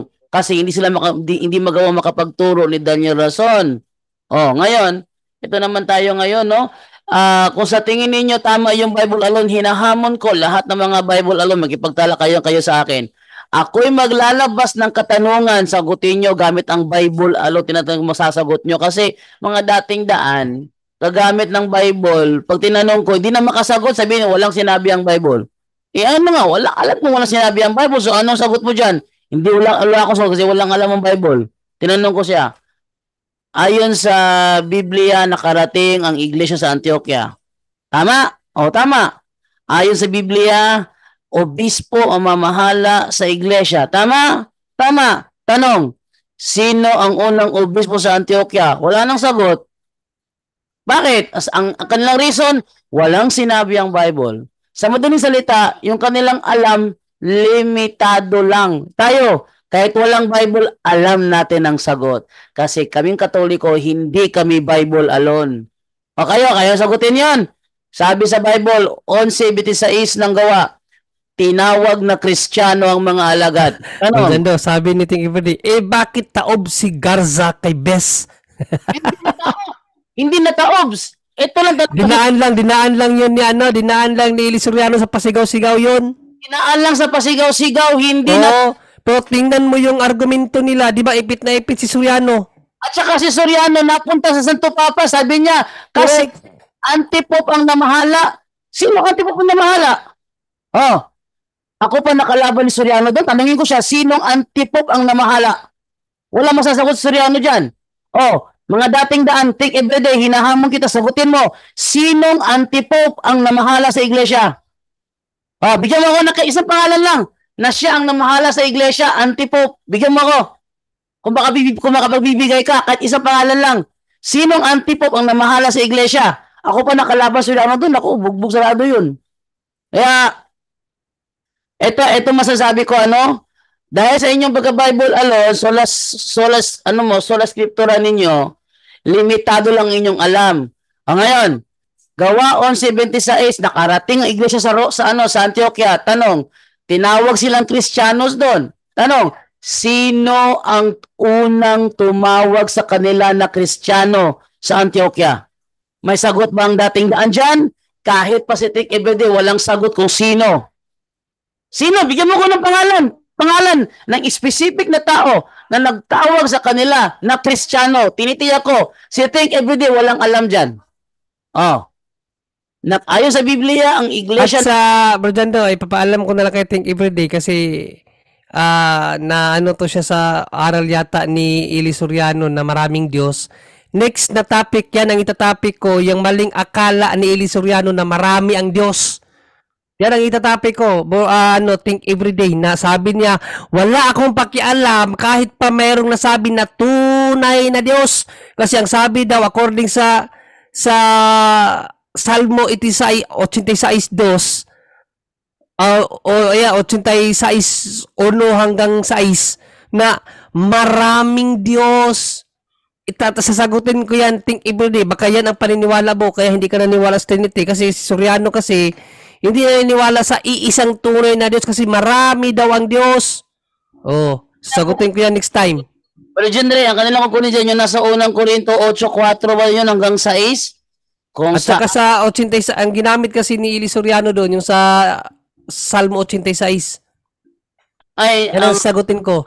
ang alam ko yung nasa unang Korinto, kung saan sinabi doon, kung saan maraming mga Panginoon at maraming mga Diyos. Yun ang ginagamit nila doon eh. So, Kaya yan nga, Bro Jando, at yung sa 86 sa Salmo din, yun ang pinaka ginamit ni Soriano sa video niya eh. yun na nga. So, sa mga dating daan member dyan, na sa tingin ninyo, ang gagaling-galing nyo na, galing-galing nyo, hinahamon kayo, ipakita nyo sa akin yung galing nyo kung meron kayo. Kung meron kayong galing dyan, ipakita nyo sa akin yan, hinahamon kayo. Kayong lahat, dating daan members, kayong lahat, na feeling magaling, hinahamon kayo, ilabas nyo ang galing nyo sa akin. Sige. Yan sinabi ni Happy Angles, feeling nila, ang galing-galing nila. Sige, ito, mga dating daan members, hinahamon ko kayong lahat. Pasukin yung programang ito. Ako ang magtatanong sa inyo. Sa Biblia, tingnan niyo makakasagot ba kayo? Kung ako babaliktarin ninyo ng tanong, eto ang sa akin. Pag ako ang tinanong ninyo, dahil hindi kami Bible alone, sasagot ako ng ayon sa Biblia, sa referensya, sa history, sa encyclopedia. Hindi nyo ako makontrol dyan kasi hindi kami Bible alone. Yan ang malaking problema nyo. Kayong Bible ang tatanungin ko ngayon, sabi ni Kristo, mamatay si Pedro, naiunat ang kanyang kamay. Tanong, anong ikinamatay ni Pedro na nakaunat ang kanyang dalawang kamay? Masagot ba yung nating daan? Think everyday? Hindi niya masagot yan. Sinisiguro ko yan sa inyo. Kaya alam ko, butata lang yan si Think Everyday. Kung tingin mo marunong ka, labanan mo ako. Kasi iba de, tsaka thank you na lang, no? Pasensya na kayo, hindi ako nakating ngayong gabi kasi yung pamilya ko sa Cebu pumunta rito, inasikaso ko. No, ngayon, pag upo ko dito, nagte-thank you na pala kayo, kaya ano na lang, pasalamat na lang ako sa lahat na sumubaybay na kahit na very busy kami minsan, andyan pa rin kayo. Thank you kay Buddy Romel Palma na nag-host ngayong gabi, na hindi niya ako pinabayaan. Buddy Romel, thank you sa iyo. Back to you, Buddy Romel. Yan, salamat po sa Diyos. At ayan po, tapos na po tayo sa pasalamat. At dito na po tayo ngayon sa ating closing prayer. Ate Edna, salamat po sa Diyos. At sana po mga kapatid, patuloy po kayo sa pagsubaybay at babahagi din po ng inyong kaalaman na natutunan dito po sa programa Punto por Punto. Ate Edna? Okay, may pahabol lang po, no? Bago magdasal. Naalala ko lang. Meron pong nag-reach out sa akin, nagpapasabi na maraming mga sumusubaybay sa live ni Father Darwin. Meron din pong ano diyan, possible scammer kasi nagsasabi siya doon na magbibigay ng pera, business, something like that. Wag po kayong basta-basta maniwala dyan kasi sino bang napakaswerteng taong mamimigay at mamimigay talaga ng pera na walang hidden agenda dyan ng ganon-ganon lang siya. Wag po kayong basta-basta maniwala baka kayo din po mismo ma-scam. Yan lang po. Okay, proceed to the prayer. In the name of the Father, and of the Son, and of the Holy Spirit. Amen.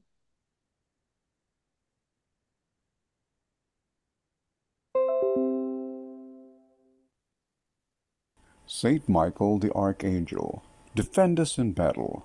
Be our protection against the wickedness and snares of the devil. May God rebuke him, we humbly pray. And do thou, O Prince of heavenly hosts, by the power of God, cast into hell Satan and all the evil spirits who prowl about the world, seeking the ruin of souls. Amen. Amen. In the name of the Father, and of the Son, and of the Holy Spirit. Amen.